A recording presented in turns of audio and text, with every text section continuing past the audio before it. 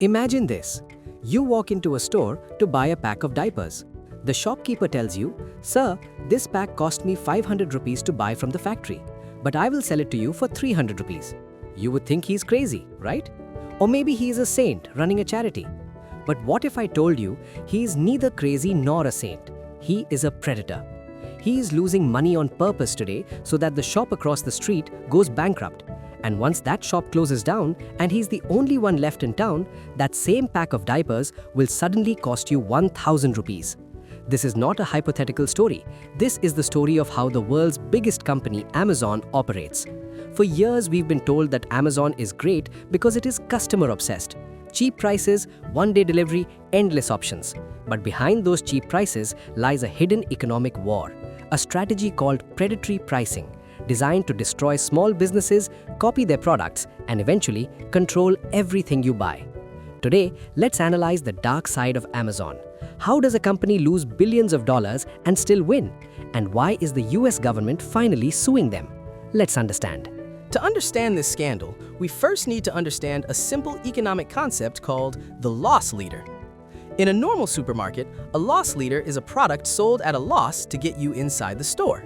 Maybe milk is cheap, so you come in for milk, but you end up buying bread, eggs, and chocolate at full price. That is normal business. But predatory pricing is different.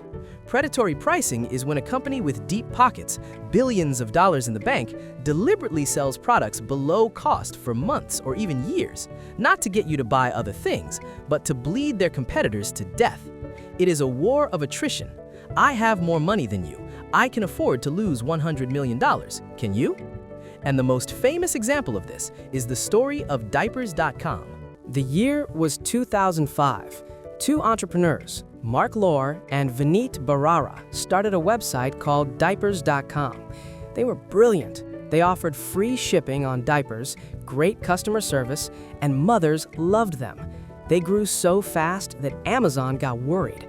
Jeff Bezos, the founder of Amazon, noticed that Diapers.com was stealing his market share. Now, Amazon could have just made a better website or offered better service, but they chose a different path. They chose the nuclear option. Amazon approached Diapers.com and said, "Sell your company to us." The founders said no. So, Amazon went to war. Amazon slashed the prices of diapers on their website by 30%. They were selling diapers far cheaper than the cost of the raw materials. They were losing money on every single box sold. Diapers.com tried to fight back. They lowered their prices too. But they were a small startup. They didn't have billions of dollars to burn. Then Amazon launched a secret weapon. They created a software bot that constantly checked the price on Diapers.com. If Diapers.com lowered their price by even 1 rupee, the Amazon bot would instantly lower Amazon's price by 2 rupees. It was a massacre. Amazon was reportedly losing $100 million a month in the diaper category alone, just to kill this one competitor. Internally, Amazon executives called this strategy Project Gazelle. The idea was that Amazon was the cheetah, and these small companies were the sickly gazelles, and the cheetah always eats. By 2010, the founders of Diapers.com had no choice. They were running out of cash. They surrendered. They sold their company to Amazon. And guess what happened next? Once Diapers.com was gone, Amazon slowly stopped the discounts, the cheap prices disappeared, the monopoly was secured. Now, you might be thinking, okay, that's bad for other businesses, but I'm just a customer. I got cheap diapers. Why should I care? Because, my friends, Amazon doesn't just want to be the only store. They want to own the products too. Think about how Amazon works today. It is a marketplace. Third-party sellers, small businesses, mom-and-pop shops list their products on Amazon. Amazon takes a fee, and in exchange, they get millions of customers. It sounds like a partnership, right? Wrong. It is a trap. When you sell on Amazon, you are handing over your data to your biggest competitor. Amazon sees everything. They know exactly which product is selling, what color people like, and at what price point. Imagine you invent a new type of comfortable office chair. You sell it on Amazon, it becomes a bestseller, you are making money. But Amazon's algorithms see this. They see, wow, this chair is popular. Suddenly, a few months later, you see a new product appear. It looks exactly like your chair, it has the same features, but it is branded Amazon Basics. And the worst part, it is 20% cheaper than yours. And because Amazon owns the website, they put their chair at the top of the search results and they bury your chair on page 2 where no one looks. This is not a conspiracy theory. In 2020, investigations found that Amazon employees used private data from independent sellers to develop competing products. They copy the best-selling items, tripods, batteries, shirts, bags, undercut the original creator, and drive them out of business. You are not a partner to Amazon. They are your research and development department that they don't have to pay for. But it gets deeper. In September 2023, the U.S. Federal Trade Commission, the FTC, filed a massive lawsuit against Amazon.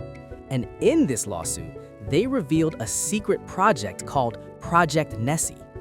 We usually think prices are set by supply and demand, but the FTC alleges that Amazon used a secret algorithm, Project Nessie, to artificially raise prices. Here is how it worked. Project Nessie would raise the price of a product on Amazon. Then, the algorithm would wait to see if other websites, like Target or Walmart, would follow suit and raise their prices too. If the competitors raised their prices, Amazon would keep the price high. Everyone pays more, Amazon makes more profit. If the competitors did not raise their prices, Amazon would quickly drop the price back down to match them so they wouldn't lose customers. Think about that. They were testing the market to see how much they could overcharge you. This generated over $1 billion in extra revenue for Amazon. This shatters the myth that Amazon is always cheapest. They're only cheap when they're trying to kill a competitor. Once they have control, the algorithm extracts every penny it can. So where does this leave us? For a long time, the laws in America and around the world looked at monopoly in a very simple way. They asked, are prices going up for the consumer? Since Amazon's prices were low, the regulators said, no problem, the consumer is happy. But a young legal scholar named Lena Khan, who is now the head of the FTC, argued that we were looking at it all wrong. She argued that Amazon is playing a long con. They use predatory pricing to become the gatekeeper. Today, if you want to sell anything online in America, and increasingly in India and Europe, you have to be on Amazon. There is no other road. And because you have to be there, Amazon can charge whatever they want. Reports show that Amazon now takes nearly 50% of a typical seller's revenue. 50%!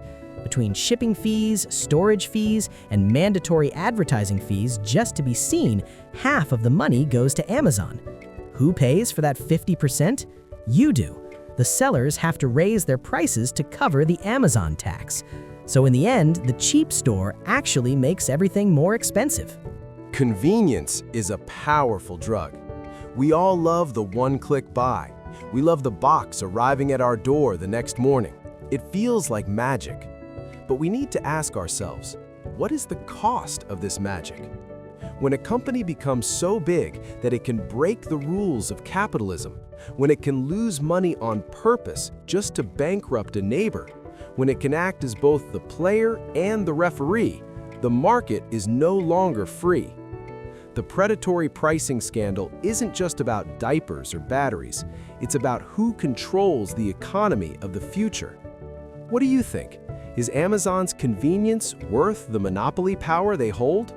Or should governments step in to break them up? Let me know in the comments below. And if you found this video valuable, don't forget to like and share. I'll see you in the next one.